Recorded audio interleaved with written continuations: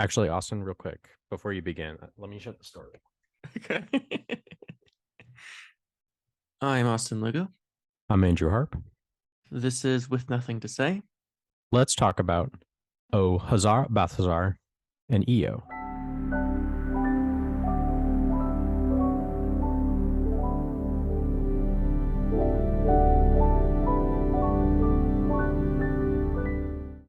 Before we get started this week, next week we are going to be watching Nashville. This is a film that's long been on my list. And you've never seen this film either, right? No, I have not. Awesome. I'm pumped. I'm ready for this experience. I don't know why I never saw it before. I think it was never, it's never been It's like on a streaming it's service. never So it's on just hard to streaming. find.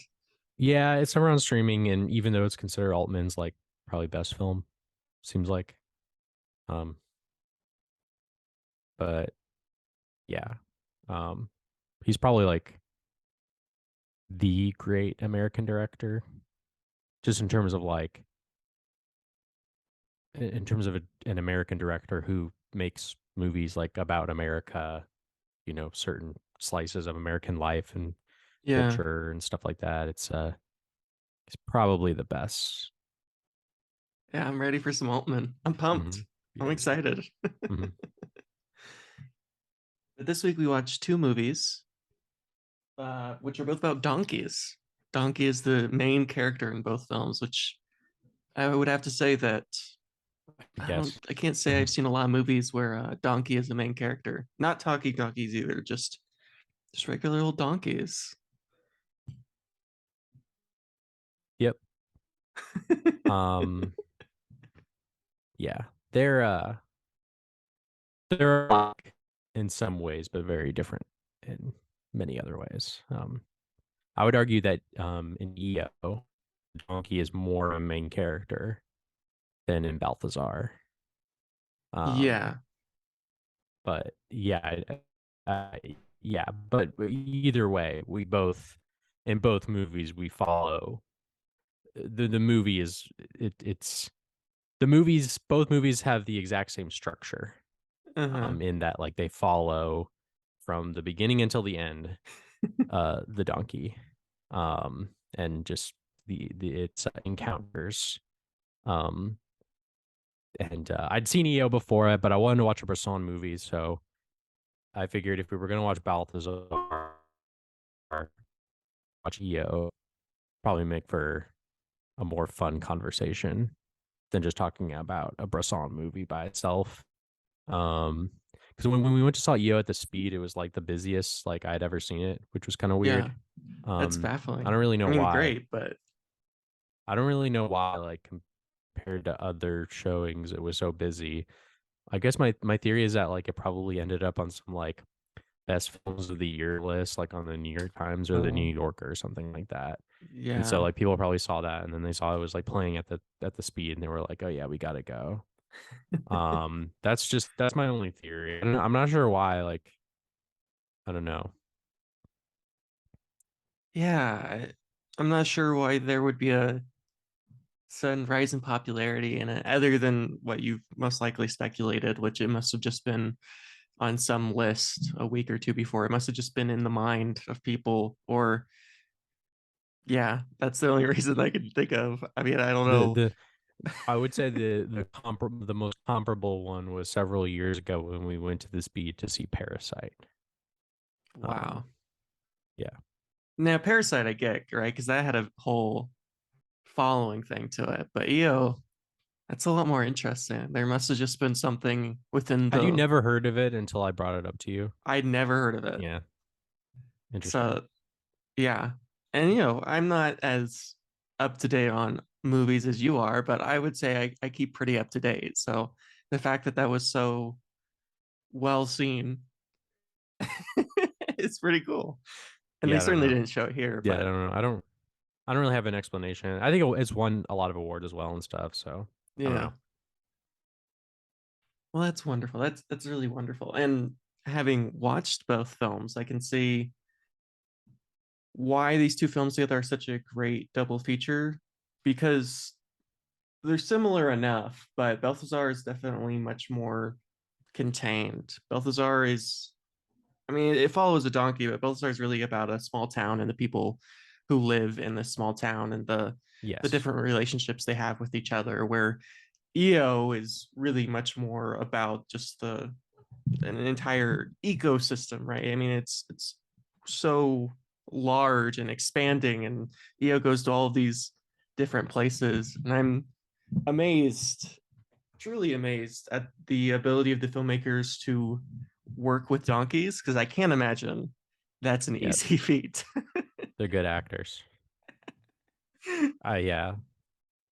I will also say like Balthazar. I think Balthazar as a movie is more concerned with like the people and their like suffering and their trials Yeah. and tribulations. And I think Io is a little bit more concerned with the donkey itself and his suffering and his desires. Yeah, with Balthazar,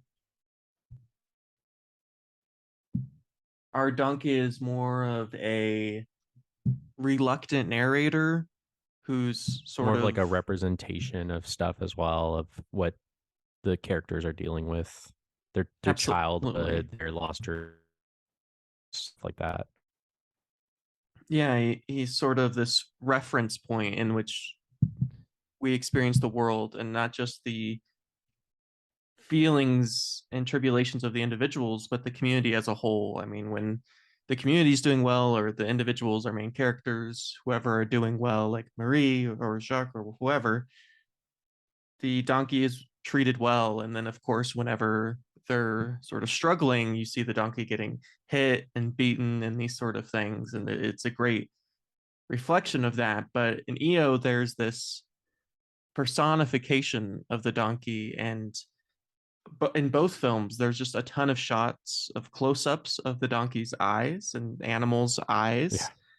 which obviously animals feel emotions and they emote these emotions through their eyes and facial gestures and stuff. But of course, when we're watching these films, it's completely laid on top of the donkey from our perspective, from the viewer's perspective. I mean, it's a very specific personification, which is a great representation of film itself, right? We're creating this illusion of these things that are happening, and likewise, because these donkeys aren't acting. I mean, Hmm. I don't know a whole lot about donkeys, but I'm pretty sure They're that cool. if you told one to look sad or happy, I mean, it's just it looks like a Probably can't donkey, probably can't right? be trained too well. Yeah. I'm sure it has basic training functions like a horse or other animals, but despite all that, when you watch EO, it feels as if this donkey is sad or happy or angry. And that's just the masterful working of our filmmakers here in being able to sort of create personifications and representations of how these animals feel, despite the fact that these donkeys are probably just, sitting around eating carrots, living their life. I would argue that Io goes a step further than personification. Um, because I think like that movie does its best to like look farther than just our humanly, Hmm. experiences and like tries its best to go like inside of like the mind and perspective of the animal, which is something we will never be able to experience. Um, I think with animals especially, I feel like humans like feel like I think humans desperately want to like attribute like human I don't know, like human qualities or something like that, especially like in movies and stuff that have animals in them, like Yeah, talking animals, how they speak English and sure. they talk with each other and communicate and stuff like that, you know. Um, but I just think like animals are like aliens that like live on Earth, like they speak languages and they do things and they have thoughts and dreams that we'll never have or never be able to understand. And obviously, like EO is a movie made by humans, so it's not perfect, obviously. But I don't know. I think they do a good job at like trying to like I don't know think about what a donkey would want or feel. Mhm. Um, yeah, I think it's interesting that in EO, the donkey is often juxtaposed to a horse. I mean, you see a lot of images of horses running, and he's often paired with horses and horse stables and things of that nature because of the historical context of these two animals is really fascinating because the donkey is this sort of noble creature that has been used in farming and all of these different utilitarian uses, right? For thousands of years, since the beginning of agriculture, we've been utilizing donkeys. But horses, on the other hand, while they are much bigger, they're much more majestic, they have been used to a much smaller degree for farming and mostly really have been used only for travel, and even that only for the last couple hundred years. So there's something, and you see this of course in Balthazar, there's this holiness almost to the donkey, like it's sort of Jesus like in its representation because it's not beautiful, it's not But it carries such graceful. a burden. It carries such a high Exactly. burden.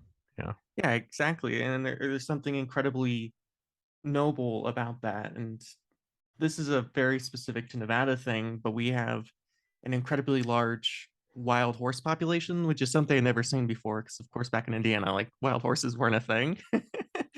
But it's a thing here.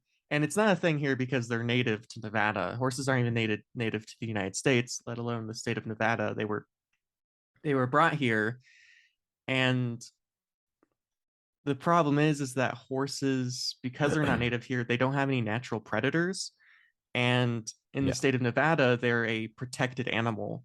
So over the last 10 or so years, the Forest Service and some of the other uh, government agencies have been seeing a destruction of a lot of local environments because these horses are basically just eating all of the grass, and they're ruining these environments because nothing can kill them. There's no natural predator, and you're not allowed to hunt horses here in the state of Nevada. So, and you're not allowed, the only way you're allowed to take them out of their natural habitat is if someone adopts them, which adopting a wild horse is sort of insane because they're not like the horses you see on TV or trained horses. I mean, these are giant ass wild They horses. wrote a whole song about it. Graham Parsons, he wrote a whole song about it. And they're a nuisance. They're genuinely a nuisance. I'm not a fan of horses, but donkeys on the other hand, big fan of donkeys. I Yeah, think they're they're great. chill as hell. They're They kind of have cute. wild donkeys here in Nevada too. Much more chill. Wild donkeys are great. I'm a fan. And they're so sad. Like with Balthazar and Io, they have such sadness in their eyes for some reason. Like They they got the do. best donkeys. These high quality donkeys. I mean, wherever they're finding their donkeys, they're amazing. They're doing a great job. I mean, I'm just loving these donkeys. They look amazing. And they're such cool looking creatures. Like, I don't know, there's just something about them that's just very chill. Like they're just living their lives. I'm watching Balthazar because for some reason when I watched Balthazar, I mean, of course there's not really strong plot to the film. And the way there is to EO, I Hmm. mean, EO, there's the whole EO hero's journey with our donkey, and you get to see Wait, him. so you think the Balthazar plot isn't as strong as the Io one? Is that what I you think said? so. Yeah, I think the EO plot is not that it's better or worse, but just that it's more succinct. I mean, the Balthazar one, to me at It has least, more. it feels more sort of, I don't know. I guess I just see the EO one is sort of like there's a beginning, middle, end. Like you're following this donkey on a journey where even though like it's a series of like short stories about these different people and their lives, but in EO they always seem secondary to the donkey story, right? The donkey's journey kind of feels like the epitome of it, where Balthazar, of course, the donkey is sort of just wandering through these lives, but in Balthazar, it feels more of just like a community going through these different situations, and especially with Marie and her parents and her interactions with the other people in the community. But that feels more like a community sort of struggling with this situation where Io is more of this like single person, even though this person is a donkey going through this tribulation. Right, yeah. Yeah. I just think like Balthazar is just like it really is all about like the drama like of these Hmm. characters, right? Like it's all about like the farm drama, which I admit is sometimes that was a little lost on me. Just kind of like Marie's like dad, like he has his farmland Hmm. and like he owns or like bought it from like the guy or something like that, right? Something And like that. like there's some dispute with like money and like all this Uh-huh. stuff, and but Marie's dad is like too proud or like stubborn about it, like about Yeah. like not like proving that he didn't steal money or something like that, and there's like this like lawsuit thing. Like a lot of that stuff, honestly, is not my favorite part of the movie. Um, but you know, that just serves to kind of like bring in like a conflict, which kind Sure. of fucks everything up. Yeah, they never really get into the specifics of the lawsuit itself, Well, or at they least do, they kind of do, but I don't really care all that much. Like I kind of tune out. I'm like, okay, like, yeah, I didn't fully grasp eh. exactly. I mean, I understand that like he would bought the land or was given the land, but then Who it doesn't matter. Who gives a shit? doesn't Like matter. it's just Marie's father is like a farmer and he has his farmland and he's in a dispute with the father of the boy she used to like be in love with when she was like a little girl. That's like Jacques, pretty much it. Jacques. Yeah. Jacques and Marie. Jacques and Marie. Yeah. Yeah. This is the first movie that Anne Wiazemski was in, which I've never seen a movie with her in. She's most known for being in a lot of Jean-Luc Godard movies. Yeah, yeah, I've seen her in a lot of stuff. Which I think you've seen more Hmm. of than I have. She was also married to John Luc Godard. Oh, that's right. I forgot about that. Yeah, I've She's seen really most of. good. Yeah, she's She's like great. 18 in the movie. Um, yeah, I mean Balthazar is really all about like the end of dreaming, the end of childhood, and uh yeah, just like I don't know, just the end of any kind of hope or Balthazar too. I like Bresson movies a lot. I think he's great. This is a good example of a movie that if you showed to like a regular person, they'd be like, "Get the fuck out of here! Get out of here with this like European avant-garde bullshit." Because it does the Bresson thing where everyone just kind of acts Yeah. unemotionally, Hmm. which It, is just yeah. obviously very on brand. Right when I turned on this movie, it felt just like one of those movies that you would be assigned in like a college film literature class. Right? Like Yeah, if you had to watch a movie for a film class, this is exactly what would be on the list because there's I just so think so much of this too. that's like, oh, but this is a metaphor for, blah blah blah blah blah. Which, I mean, for better or worse, it's still a very enjoyable film and has great No, it's moments. still an But amazing movie. oh I yeah, love but it I very could much. I could see people's complaints about perhaps everything being a metaphor for something else and all of this, sort of avant-garde, maybe too big for its britches. I can understand why some people wouldn't enjoy the film. Maybe it feels a little pretentious to some people. I don't necessarily feel this way about the film, but I understand that perspective. Like if Emily watched this movie, she would think it's a very pretentious film, which I get. I don't agree with, but I understand that perspective because there is a lot of sort of references to things And happening people instead of act weird. They don't act normal. They don't act yeah. how they don't act. People in the movie don't act like they would normally do, like in any other movie that people have seen Hmm. normally, like if like America or Hollywood. Like Hollywood movies, like people do not act like this, you know, No. and it makes sense. Like it's not like the most entertaining thing to watch in the world. If you're trying to watch a movie about, you know, about where funny things happen or sad things happen or angry things, you know, it's like it's not. It's kind of, and that's why like I like Bresson a lot is because like he runs against the grain of what you would normally expect from cinema entertainment. Yeah. Absolutely. And there's something about this that feels very early French New Wave, even though it's sort of later in the French New Wave, or even sort of inspired by some of the Italian neorealist stuff like Bicycle Thieves, just in the way things are shot, of course, first of all, which is like very long takes, following people around, right? A lot of pauses. Everything happens in this very sequential order. And I mean, I'm loving it. No, I I mean it's a good really movie. It doesn't love feel too Vincent French New Price. Wave though, because when I think of French New Wave, I think of like something that happens like in the city, like in Paris or some shit like that. Like that's kind of like the first thing that comes across my mind. So I don't know. I don't know what like Bresson thinks about that stuff. Um, that specifically, but I don't know. When I think of Bresson movie, I think of something more like in the countryside, which they Hmm. typically are, I think. Okay. Yeah, I mean, this is definitely the epitome of the countryside. I Mhm. mean, it's all about Yeah, it's like great. farms and the people who live in the countryside. I mean, you got the good girl and the bad boy Gerard, who's Gerard's he's a bad cool. boy because he has a He's a leather motorcycle jacket. That's very and the leather 60s, jacket. yeah. Yeah. That kind of makes sense. I imagine that to me seems kind of realistic that even in the French countryside you would have like gangs of like leather jacket dudes, like that Sure. kind of that makes sense to me. Um yeah.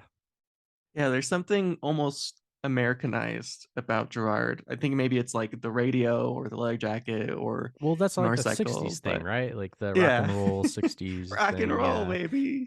Actually Anne Wiazemski, she Hmm. wrote I don't know if she wrote or co-wrote it, but she wrote this a movie a movie by that was directed by French director Claire Denis, who's great, called US Go Home, which is kind of about that. It's like takes place like in a suburb in Paris in the 60s, and it's like these like girlfriends, not like friends who are girls, and they're like young teenagers, and they want to have like sex and stuff. And they love like American rock and roll. There's this great scene where like I think one of the girls' brother is like in his room and he's like listening to like rock and roll on the radio like in the 60s and stuff. Um and they like go out and they go to like a party, and it's kind of similar to Balthazar's, kind of like a but it happens across a single day. It's like a movie about kind of like the end of, I don't know, innocence or childhood or dreaming or whatever you want to call it. And it's a really good movie, honestly. But it's not widely available. But she wrote it, so I could kind of see like her like what, she was 18 in 1966, so I mean like her childhood was in the 60s, so I can kind of see where maybe she's coming from with that movie. And this movie kind of has similar themes and ideas as well. Yeah, I always found it endlessly fascinating to watch films about American culture by non-American filmmakers, specifically non-American filmmakers who aren't shooting in America. So, of course, this was a very big thing in Japan. So, a lot of Japanese directors had a lot of films where, especially when we were talking about like 1950s, 1960s, where the sort of Americanization of the Japanese culture takes place, or you see this a lot in German films, pretty much really a lot of the European films post World War II, from like post World War II to the 1960s, because there is just this big influx of Americans in these cities and places as there's sort of the Reconstruction and all of these films where like American citizens basically have bases there, and it's this very sort of surreal Right. thing, and Well, watching these sort of yeah. that's literally what happened when you just go home. They like pick up a guy, an American guy from a like a military base or something. Or no, no, no. Hmm. The opposite. A guy is from a military base is driving and he picks up the girls while Oh, okay. they're Yeah. driving. Yeah. Yeah. I think it's the thing that I find about so interesting is I'm watching it from the perspective as an American. So there's sort of like this weird, it's kind of like out of body experience almost, right? Where you're kind of seeing your own culture or your own world from this other person's perspective and how they see you. And then of course, on top of all that, typical these films are typically of the era of the 50s and 60s, so then you're layering on top of that just these films are now like 50 or 60 years old, so also kind of the culture shock of the moment, and it just creates this very almost imaginary, surreal, sci-fi-esque almost Sure. experience, and Yeah, it's kind of it's weird. weird. There's a what's the word for it? It's when like something's just like slightly off, like it's I can't think of the word I'm thinking of right now, but there's something about it that's just off-putting in a good way. Mm-hmm. Pathos art, it has a little bit of that. Um, I'm in a bar scene. They're listening to jazz music, right? And I feel like Europeans and Japanese people really love jazz music, so that's also something that I feel like European music and stuff like that. Which I love Yeah. the bar scene. I love when they destroy it. Great. Gerard is so angry. I love when Gerard goes in Yeah, it there sucks. and he's so fucking Hmm. angry, which Gerard's not a good person for a whole lot of reasons. But when he goes in there and he starts like breaking mirrors and smashing Yeah, bottles, and all the kids are just like dancing, like they don't react at all. There's like no yeah, reaction. because this is the Bresson movie. They don't react to anything going on. Um, yeah, but it's good. It's good. I like it. It is fun. It is very funny. I laugh at it and yeah, that character is very like yeah, shitty character. Um, kind of he kind of ruins Marie's life by the end of the Yeah. movie, kind of like but she's like attached to him sort of like throughout the movie for the most part because it's like just a teenager thing, right? Like you're hanging out Yeah. with the bad boy. It's cool. Like what else are you gonna do in the countryside, I guess? Yeah, I guess there isn't a whole lot to do in the countryside 50 years ago. I mean, not like there's a whole lot more to do now, but I think part of it is sort of the just teenager thing of rebelling against your parents because their parents obviously hate Gerard for good reasons, and then on top of that too, I think there's something about just sort of how people are often drawn to abusers because they themselves don't feel whole, they don't feel good enough. So, and it's a very human thing. It's not like a thing that only some people have, right? It's being drawn to sort of this pain and suffering because for whatever reason you feel like you failed and so you feel like you've deserved this, which in this case Gerard treats her in a lot of ways in which she feels like a failure, and it doesn't work so well for Marie. And speaking of Marie, towards the end of the movie, she's stripped and beaten and all of these things. And then she sort of they say she's gone. I wasn't really sure what that meant. I Like, is she think like she sent away, or left. you think she just left? That's a good point. I guess maybe it's meant to be. That's an interesting point. I just thought that she was like she's had enough and left. Um, so I guess uh, I guess yeah, it's a good point. I think it Yeah, part of me thinks, and this is a total extrapolation. I have no idea if this theory has any relation in reality to the film or what have you, but just thinking of sort of the era and the culture of the era, that perhaps she might have been sent to an institution, an asylum, a mental asylum, because like because Yeah. the reason I think that, and she didn't just leave, Yeah, is because internet of suddenly the father's grief it was after fine for a she leaves, which while. of course partly is just like what happened to her, but there's the sense of sort Um, of if it finality to doesn't, her if leaving. again, Like I'll if she just left connect the it into my countryside, and maybe that is the fucking case, maybe she just left the my Ethernet countryside. again, but It feels like whatever. Anyway, there's like no way what she I'm can saying come back. Like when there's that short is that conversation yeah, between the like the mom mom and says Jacques, like she's gone and it will feels never like come back. So whatever yeah, I happened for to some reason her, I thought like she maybe there's left because no that was coming maybe back, like the right? last She's straw for gone for her. good. But We can never but see you're her totally again. right. Like we don't And like really maybe it know for is sure just what like happened to she her. left the countryside, is never coming back countryside. But to me, I sort of read that as she's been put in an institution, or even, I don't know. I mean, complete speculation here, but it feels as if whatever happened to her was perhaps not necessarily her choice. Like she was forced into some situation, and there's something about it in which she can't come back. Yeah, it's the most punished movie character of all time. It's definitely up there. It's pretty intense.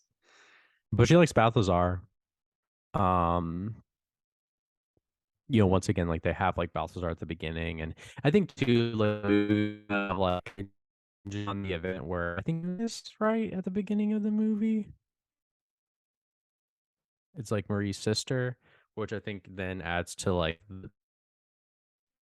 the grief of the father and like and like kind of like the why he acts the way that he does, right? Um, so it's like that layer on top of it as well. Um, and of course she too like refuses like marriage proposals from Jacques, right? So yeah, it's just like a lot of like miss like connections and opportunities, and you know uh all of it, like all the suffering feels like very unnecessary, but it's just kind of like tantamount to like the human experience, I guess. Yeah, absolutely. There's this great line early in the film that I'm trying to look up now to see if I can get it right, because I'd like to say the line correctly if I can find it. Let me see. And maybe I won't be able to find it. No, it's not on here.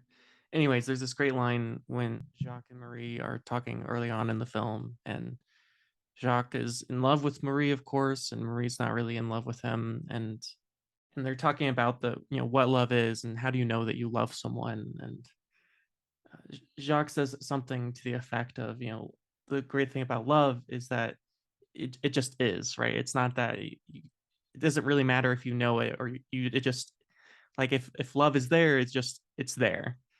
And of course the line is said much better in the movie. I'm screwing up the line, but it's a very beautiful moment, because this idea of love not being this thing you act upon, right? Love isn't this thing that you create, but rather love merely exists in the world, and you are part of this world and this love, and this love that you have someone, while you act upon the love is already there, right? The love was always there for that person, and it's not something you can escape or change. That love is just there, and the only question is if you act upon that love or if you don't act upon that love. It's beautiful. I guess, but Maria completely disagrees, right? Like she's completely like unreceptive because she's like a Well, hollowed out yeah. person. Probably adds like yeah, she's like a hollowed out person, like right from the beginning of the movie essentially, and she is just kind of like going for a ride, like for all these like different things that are happening to her and stuff. And yeah, she's completely unresponsive to the speech. And y'all to probably in the same scene or whatever, just about like she kind of I think talks a little bit about um kind of kind of like the idea of the movie, or kind of like what the movie is like kind of about, which is like um you know it's easy to say those things like when you're a kid, it's easy to feel that way when you're a kid, but I'm not anymore, like like reality is much different. Yeah, for sure. And of course Marie and Jacques are also in very different circumstances. I mean, Jacques, well, we don't know as much about his family. He seems much Yeah, more rich, yeah. more well off than Marie's family, who's going through this constant, yeah, this constant struggle. So there's also sort of this classism, elitismness that Marie sees in Jacques, because in Marie's mind, she's forced to live this specific life, and sort of the Maslow hierarchy of needs, right? It's, sure, when you have everything that you need, love is the only thing that you need. But for Marie, I mean, it's much more, right, essential. She needs the essential things in life, and she has to constantly fear for her family's well-being because they are in these sort of stringent circumstances, which are worsened by the fact that her father refuses to give in. Because as they point out, like 6 different times of the film, they're like, "Look, dude, if you would just like say whatever needs to be said, He like it would just be over and it would be he done, he and basically, I everything would think be that fine." But he his has to say like that pride, he right? did everything right, that he didn't, like he has to like basically say and prove that like actually like he didn't take or steal anything, but being accused of it he can't stand. Right.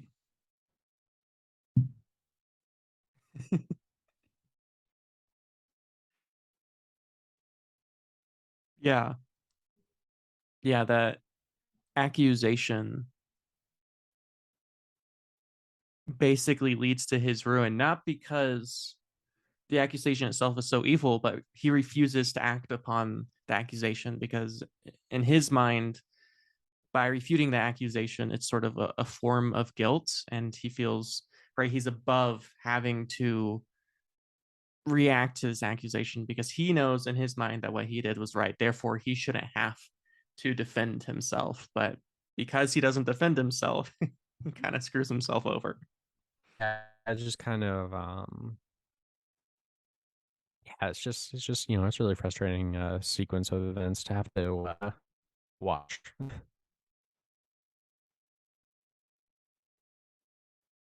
Yeah.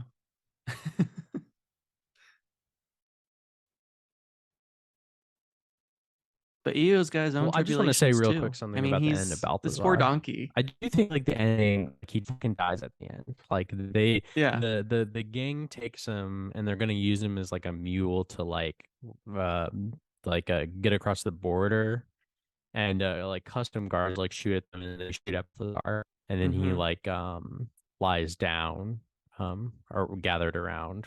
He's like in like a gathering of sheep. Um yeah, I don't know. That like ending is very I always think of like the Bresson endings, you know what I mean? The Bresson endings are so good. Like the pickpocket ending and the man escaped ending. They're so good. There's even though like Balthazar like sadly dies at the end, there is like kind of like a release, like a feeling of release at the end. Yeah. And of course, again, with the lamb, there's something very biblical about that whole scene. I'm not exactly sure in what way. I mean, I know like the slaughtering of the lamb is this big thing in the Bible and all of that, but it just feels very holy, and him being surrounded by these sheep does feel sort of like a release, as you said, kind of sort of similar to, again, as we keep talking about the death of Jesus, right? There's this, it's this terrible moment, but at the same time it's also kind of this release from sin and evil, and Balthazar in this way, as he is Yeah. sainted, right? He is a saint at this point. He's sort of released from the pain and suffering, which is not the case with Eo. I would argue Yep. Eo's ending, which both donkeys die in both movies. The donkey dies at the end of the movie, but this one feels much more satisfying. Is not the right word because you don't want the donkey to die, but in Balthazar, it feels there's this sort of, as you put it, being at peace, at one with the world, as it were, as if he's from dust to dust. He's going back to nature. He's going back to the wild, which is another interesting part about these films, right? These are wild animals, and over the last couple thousand years, we have domesticated them, right? We've turned them into this specific type of creature, which is kind of weird and bizarre. But at the end of Balthazar, right, he goes back into the wild and he's around sheep. And even though these sheep are also domesticated, right, they are farmed, there's this sort of freedom to it. And you see that in EO too, right? You see the wild horses running around, and Like you he like see has his a sort of he has like a dream desire about to it. be out in the wilderness and all these different things. Like I feel like when they show the shot of like the red and black flickering light and the horse running around that thing, I don't know what that is. I feel like that's a dream that EO is having. He has dreams sometimes. Whenever like you Yeah. see something that's very out of place, weird, Mhm. I like to think that's him dreaming. Like the skiing scene or the robot. Yeah. I like that idea. Yeah, that robot scene was a weird one, and That happened like right didn't after he fully gets grasp beaten. that, but I like the idea. So he's The like, idea can't that he's touch sort of, this. yeah, yeah. I remember. Oh no. Alfie. Yeah, EO's got a tough life, man. These people really beat on EO. At least you don't And people are see mean to actually this hit poor him like they do donkey. in Balthazar. Yeah, things are different back then. That's true. Yeah. Yeah, it's fine. Whatever. Different times. I love the black and white photography in EO. Those are some of my favorite parts of the movie, I think. When it gets like really and like Mm. them and there's like metal music and stuff. I like that a lot. They're That was great to see in a theater. The shots. Oh, Oh, yeah. I bet. There's just some really beautiful moments.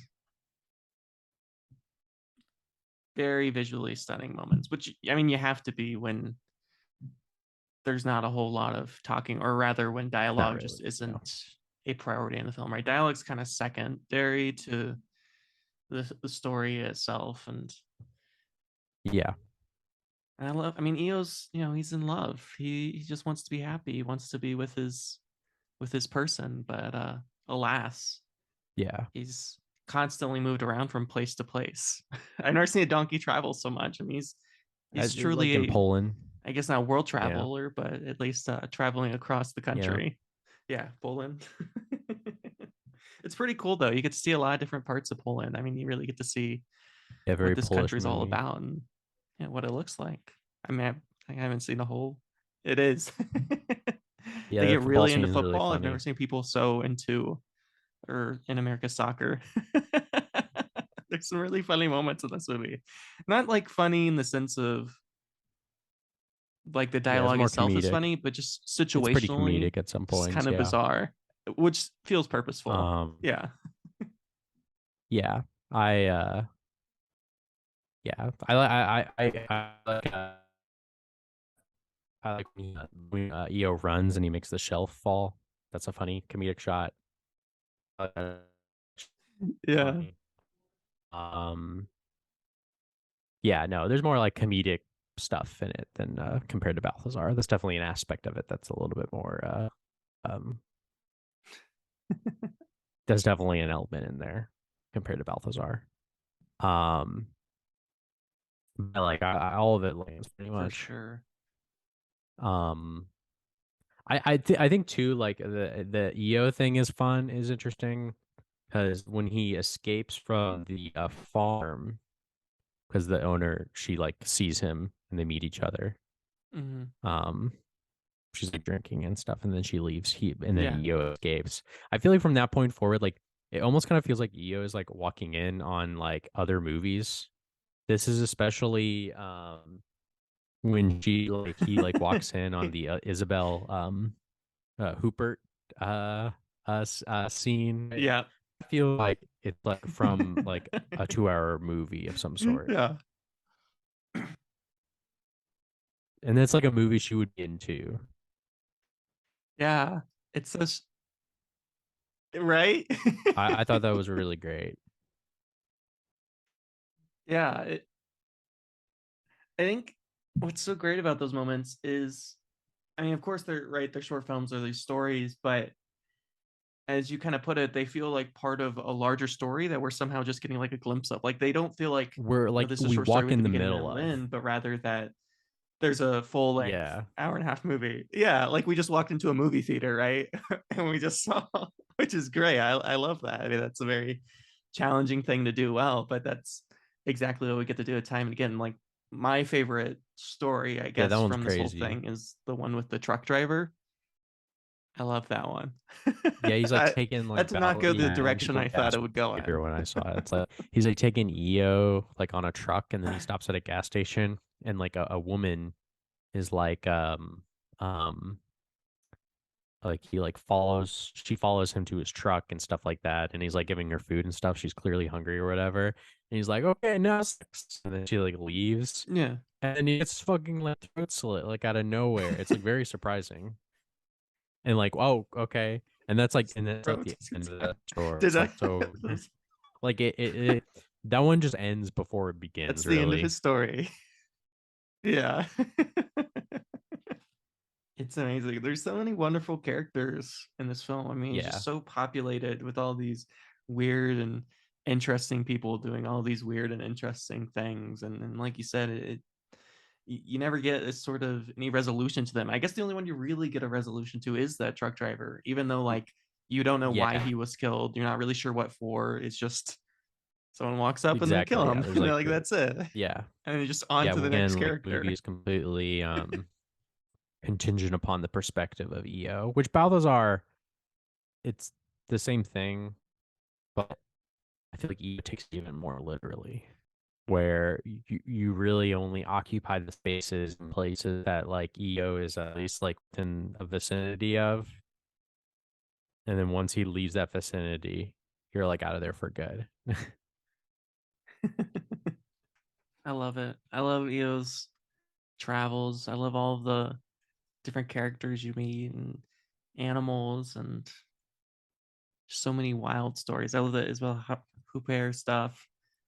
It's all just so wonderful. And so just many different genres that we kind of grab from. And it feels like there's all these different techniques that we use to kind of be in these different films and the beautiful visuals whenever EO is just like walking around. So like, of course, there's that shot, which is the poster, right? Where he's walking like by the waterfall or whatever.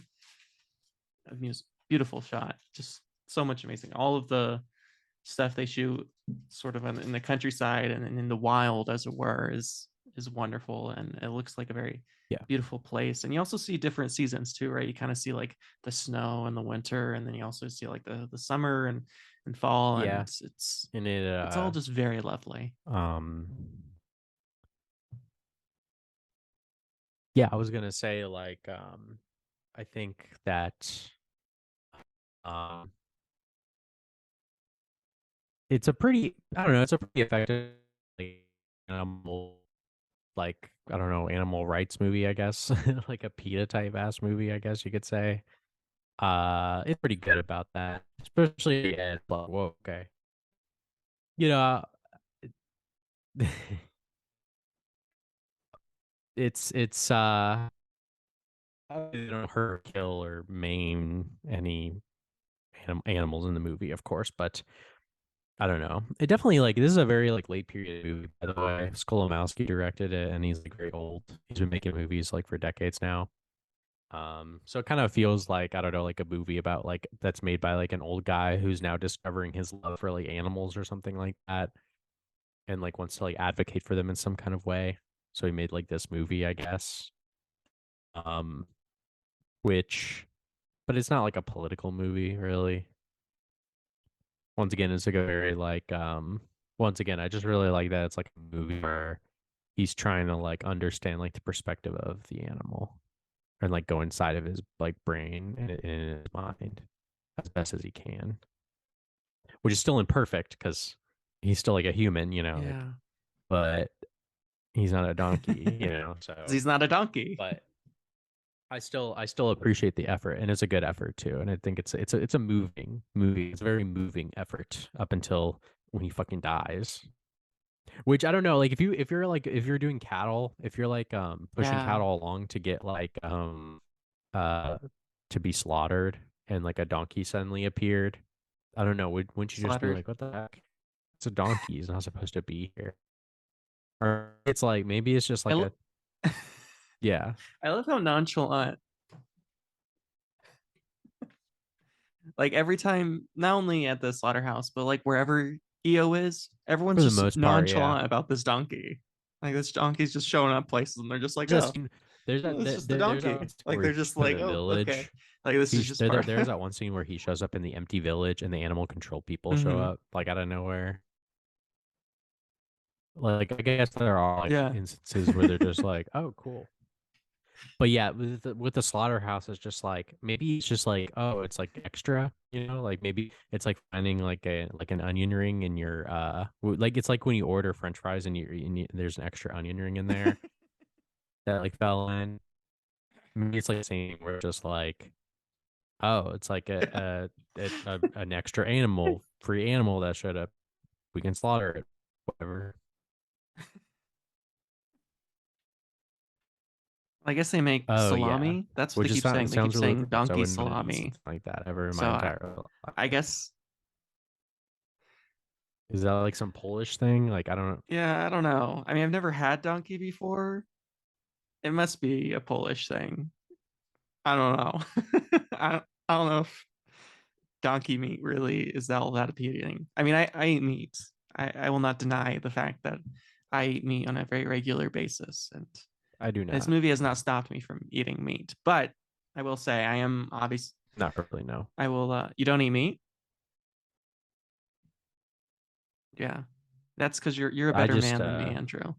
I've kind of like I adopted a more vegetarian diet lately. But I've always done that for a while.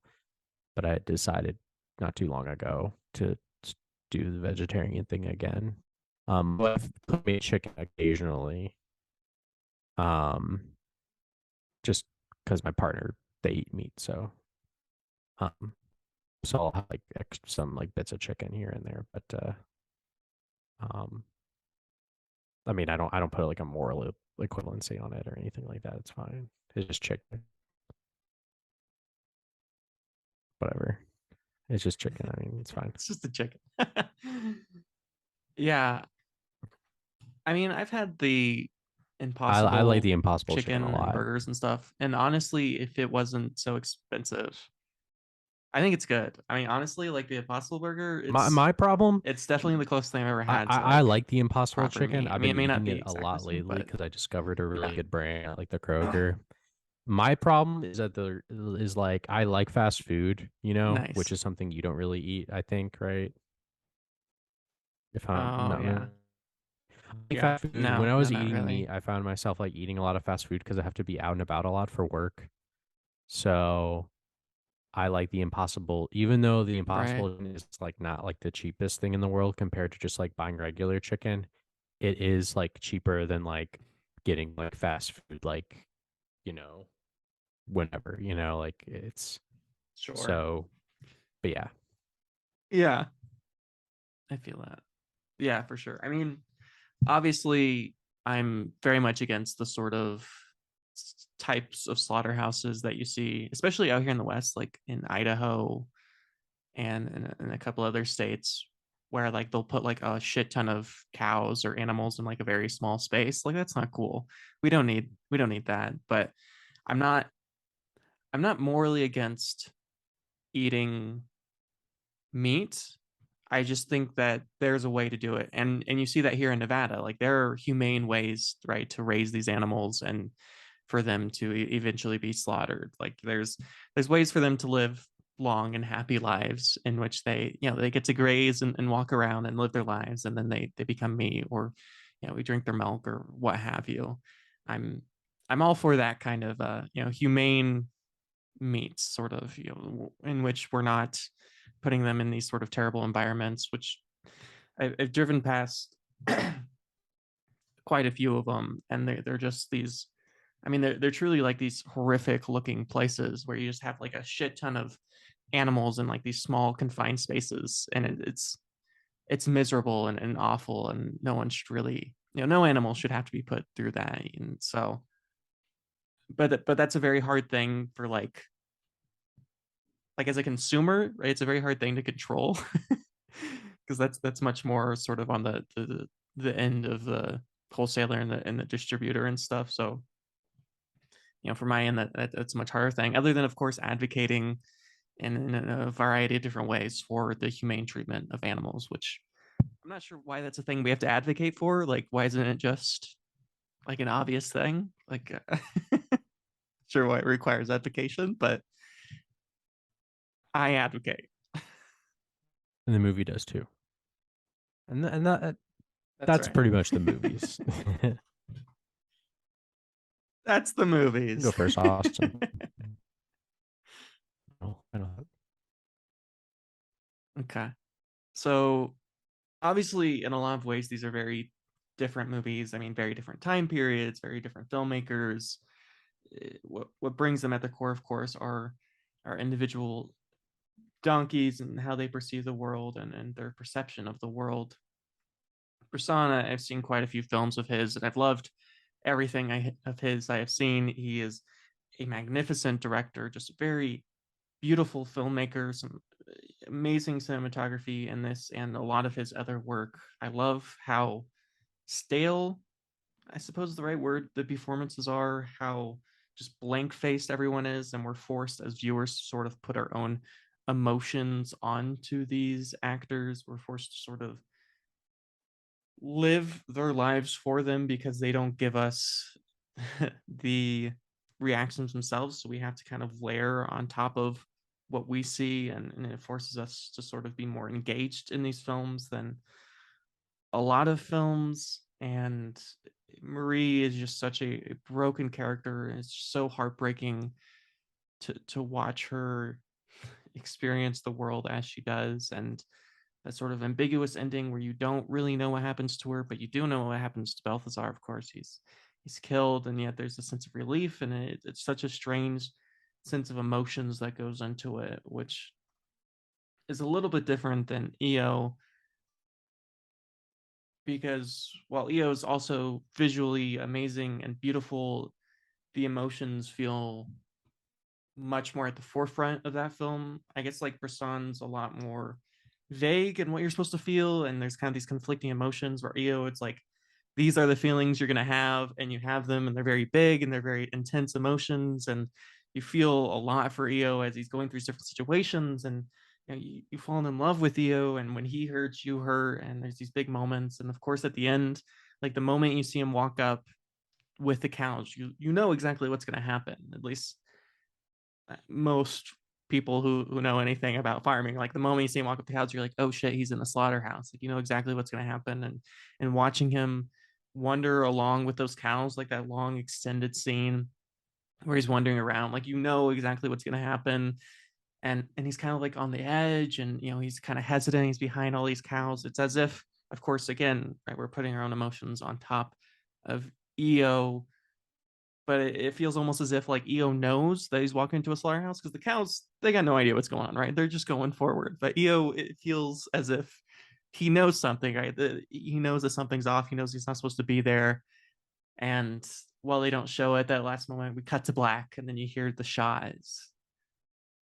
It hits. It hits hard. So both these movies, I'm gonna give a strong 8 out of 10. I feel the same way. I do kind of wish like EO was a little bit longer. I probably could have done another 20 or 30 minutes in it. It's kind of my main complaint with that movie is that like I should a little longer than it is. But yeah, I pretty much agree with you. They're both similar but very different, and very different filmmakers, times, places. Poland, France, modern 60s. And it's just I think the use of the animal makes sense very well in both contexts, and I think that I don't know, you're left with two just really great, beautiful, uh, moving experiences, and much there to say with it. Uh, I would also give them both an 8 out of 10. All right, y'all. Thank you for listening. You can find everything I do at Austin Lugo 12. Box at Andrew 0 Andrew. And you can find this podcast wherever you hear podcasts. You can also find us on Instagram, TikTok, or YouTube at With Nothing to Say or Life Through Fiction. And thank you all for listening. Thanks.